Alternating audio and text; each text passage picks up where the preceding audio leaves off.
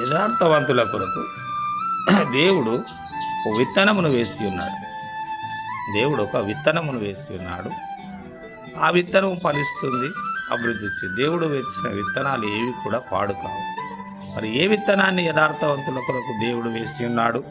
కీర్తనలు 97:11 యథార్థవంతుల కొరకు ఆనందమును విత్తబడి ఉన్నవి. యథార్థవంతులకు ఆనందమును విత్తబడి ఉన్నవి. దేవుడు ఆ విత్తనాలు వేశాడు యథార్థవంతులకు. యథార్థవంతులను ప్రేమించి వారి ప్రార్థనలు అంగీకరించి వారి ప్రార్థనలు ఆనందించే దేవుడుగా ఉంటూ వారికి కొన్ని విత్తనాలు వేశాడంటే ఆనందం అనే విత్తనాన్ని వేశాడు.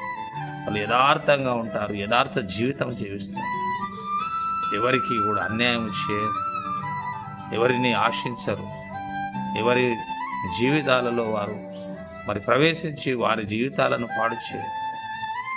వారి న్యాయము, వారి తీర్పు అనేది యథార్థంగా ఉంటుంది. వారి మాటలు, వారి క్రియలు యథార్థంగా ఉంటాయి, కానీ వారు ఎప్పుడూ ఆనందంగా ఉంటారు. ఎందుకు? దేవుడు ఆనందం అనే విత్తనాలను వారికి వేసి ఉన్నాడు.